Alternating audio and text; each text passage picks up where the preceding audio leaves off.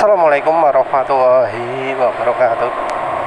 Jadi penulis tadi lihat ada motor Honda baru ya, plat nomor baru. Ya penulis jadi kepikiran ya, kalau memang mau beli motor murah dan motornya harus baru, ya pakai merek apa gitu ya. Yang jelas penulis ini sudah nggak beli merek Honda, dan ini nggak hanya karena itu rangka ESAP saja. Jadi ya memang rangka ESAP itu lemah, nggak cuma dari resiko mudah karat. Mungkin yang versi baru Honda ESAP itu sudah dicat luar dalam. Tapi yang bikin ESAP lemah itu bukan hanya nggak dicat luar dalam, tapi karena ya besinya kan besi tipis yang kemudian dipres jadi satu.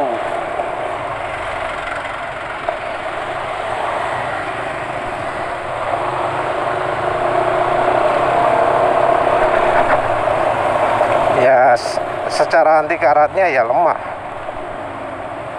Tentu ya kalau kena air terus ya cepat rusak.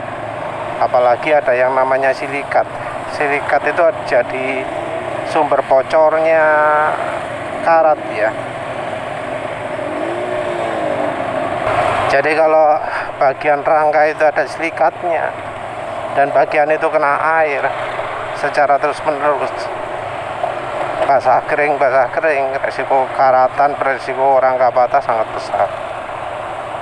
Memang bisa dikurangi resiko patahnya, yaitu motor kondisi baru langsung dicat, atau kalau sudah lama dikasih asam dulu, habis itu baru dicat.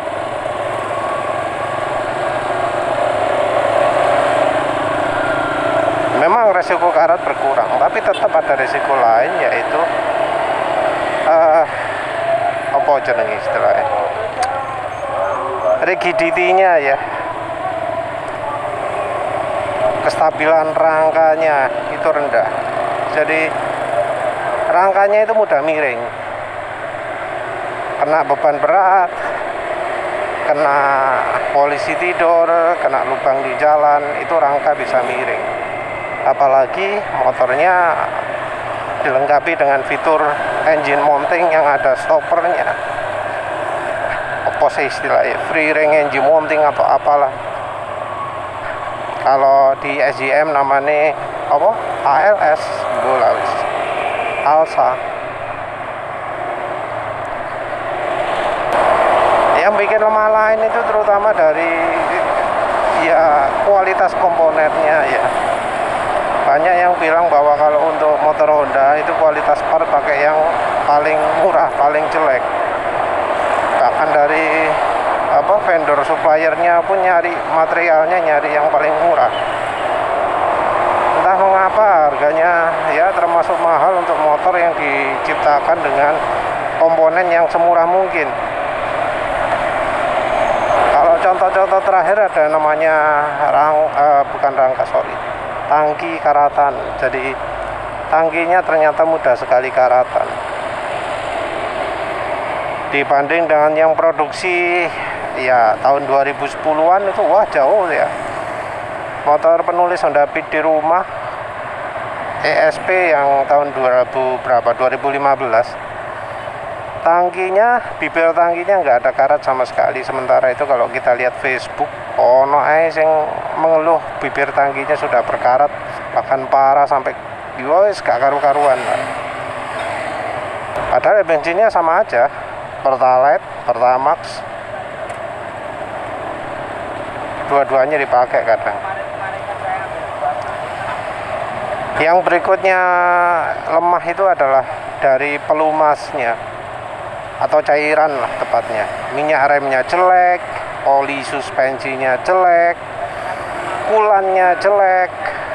Kulannya itu bikin rembes, bikin seal cepat rusak. Minyak remnya itu bikin cepat teroksidasi, bisa coklat. Ada airnya, bikin macet. Bahkan yang sistem remnya Vario 160 CBS juga dikeluhkan nggak pakem. Jadi ada masalah dari kampas rem sama mekanismenya. Padahal mereknya merek sama-sama Nissin ya. Tapi gara-gara cairannya kurang sip, dari bahan kampasnya kurang sip, jadinya ya nggak layak pakai lah.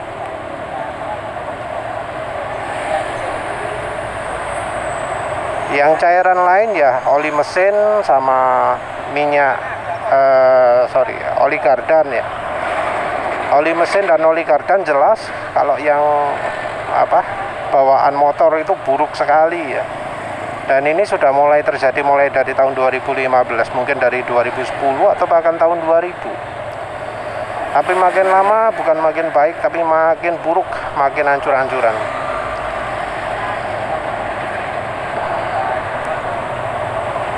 Jadi kalau ya bertahan seperti itu, bertahan pakai oli Taylor, wah umur motor nggak akan mungkin panjang. 10.000 km bisa aja sudah harus turun mesin, dan itu pun nggak bisa klaim garansi. Tapi kalau oli mesin, oli kardan bisa langsung ganti ya. Yang sulit itu bukan oli, grease-nya, stempet. Kualitas stempetnya itu parah sekali lah.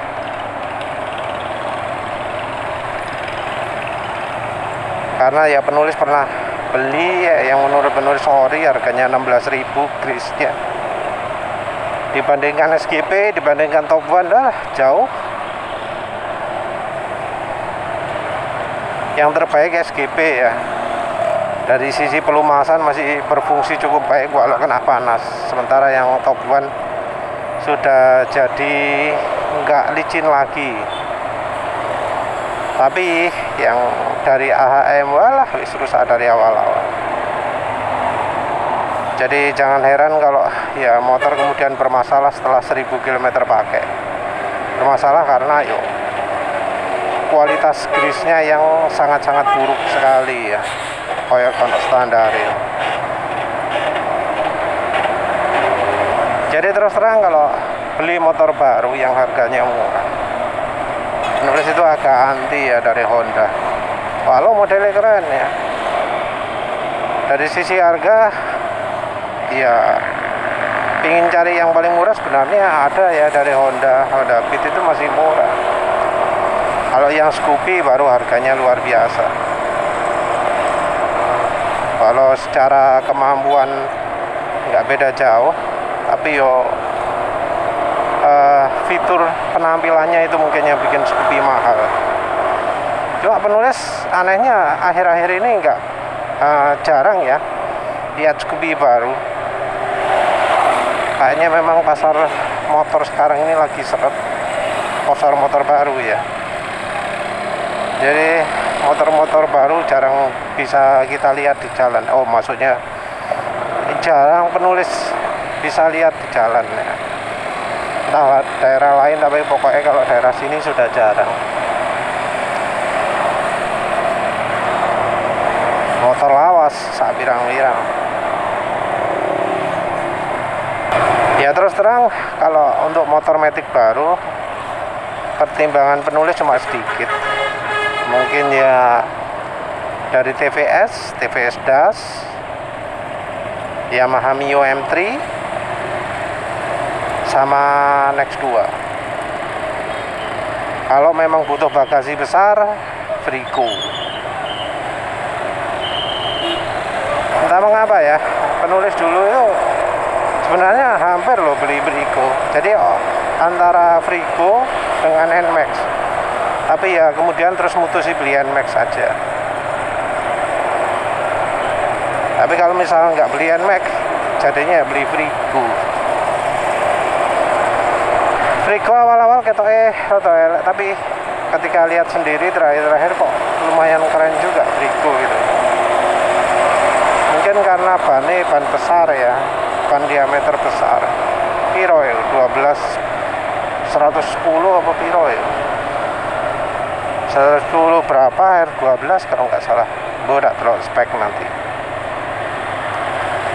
Tapi ya karena kita cari yang murah, ya opsinya cuma Mio M3 dan Next ya, Next 2. Kalau Suzuki crossover rotok larang ya.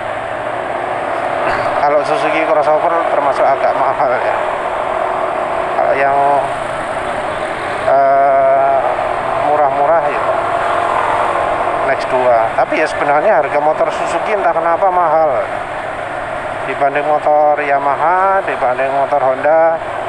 Harga motor Suzuki termasuk mahal, harganya 21-an, sementara Honda Beat 18, 17 gitu ya.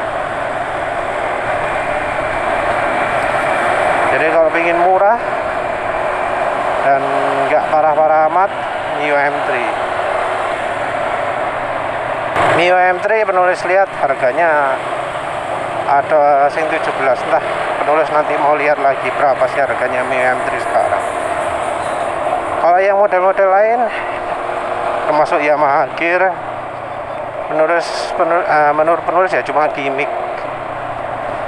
Secara tampilan menurut penulis yo, kalau pingin unik di Yamaha yo iku toh Fazio sama Grand Novo itu ya. Tapi dibanding model-model itu, penulis mending sekalian Lexi, karena wis sekalian sisinya lebih besar. Entah ya, kalau dari iklan-iklan yang sekarang banyak yo antara Scoopy dan Yamaha Gear. Entah kenapa kok Yamaha maksa jualan Yamaha Gear ya. Karena dari sisi tampilan ya biasa-biasa, dari sisi fitur yang katanya mengakomodir yang bawa-bawa barang, tapi ya ternyata gak istimewa ya. Ada opsi yang murah dari TVS misalnya. Kalau dari Benelli mahal sih, masalah motor Benelli itu kalau model nyentri ya. Dari TVS ada ya beberapa model. Yang paling murah Das, yang model lebih mahal ada Entorki atau apalah itu. Kalau TVS itu penulis takut spare partnya sulit, misalnya kampas rem, misalnya apa manebel gitu ya.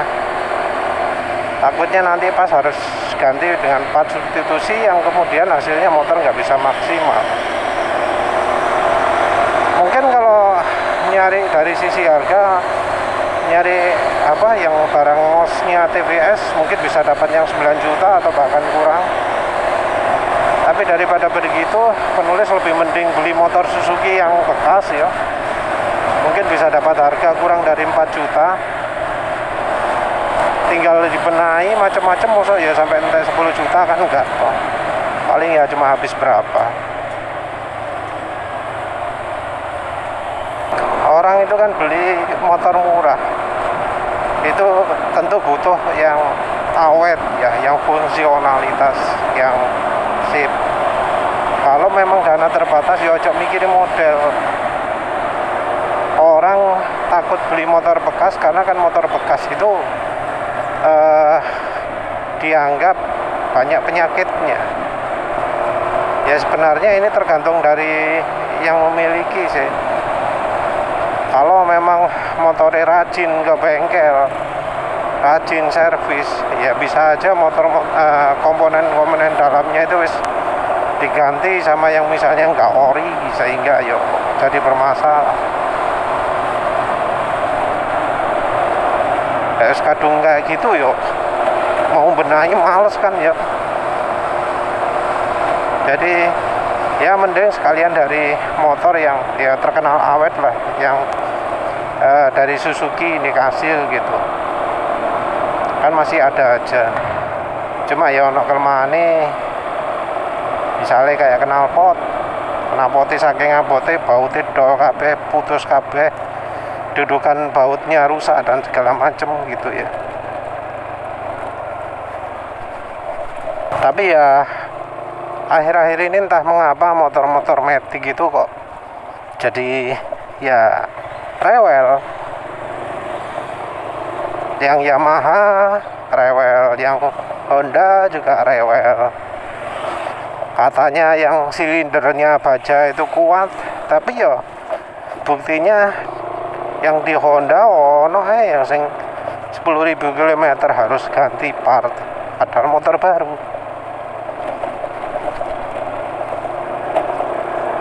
Oleh karena itu kan sekarang orang jadi males beli motor baru, karena kok harapannya motornya bisa bandel, tapi kok nggak bandel, ya ngapain beli baru, sekalian bekas tinggal ganti part beberapa, nggak butuh akeh.